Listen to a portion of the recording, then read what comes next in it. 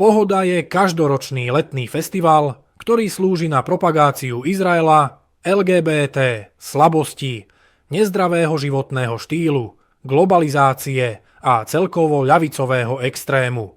Aby táto propaganda nebola príliš do očí bijúca, tak sa to snažia zamaskovať tým, že tam pozvú nejakých umelcov. Ale na týchto umelcov nie sú žiadne nároky v oblasti umenia, ale za to sú na nich obrovské nároky v oblasti šírenia propagandy. Teda, aby si vystúpil na Pohode, tak nemusíš viac menej nič zaujímavé vedieť, ale musíš mať dobre naučený každý jeden bod propagandy a byť ochotný ju za každú cenu šíriť. Fiki Sulík následne vysvetlil, aký typ ľudí tento festival podľa neho navštevuje a prečo.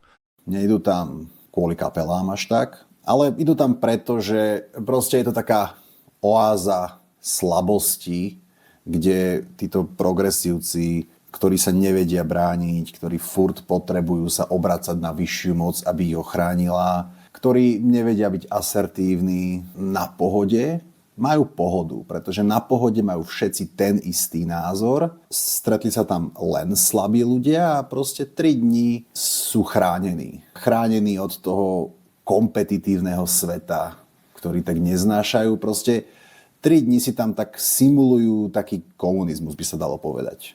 Jednoducho tam chodia preto, že na chvíľu môžu byť tí ľudia slobodne zvláštni, bez toho, aby na to dostávali kritickú spätnú väzbu od okolia.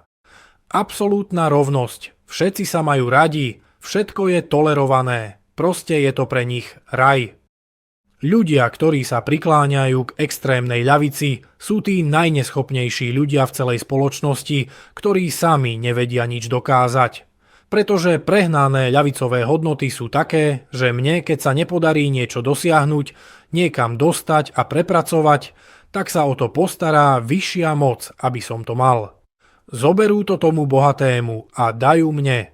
Tomuto prikážu, aby ma zamestnal, tomu prikážu, aby ma rešpektoval.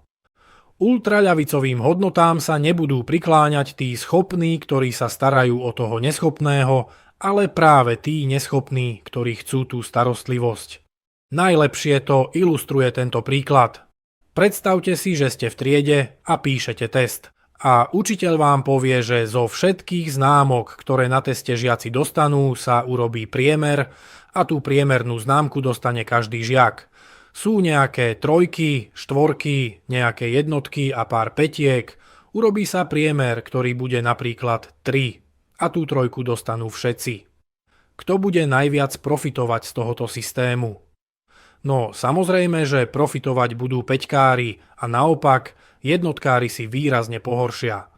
Preto máš ultraľavicové zmýšľanie len vtedy, keď si úplný spodok spoločnosti. A keďže Pohoda vyznáva ultraľavicové hodnoty, tak je pre úplný spodok spoločnosti. Mimochodom, ja som si Pohodu raz išiel vyskúšať a odvtedy ju nemám v láske ešte viac, ako som ju nemal v láske už predtým.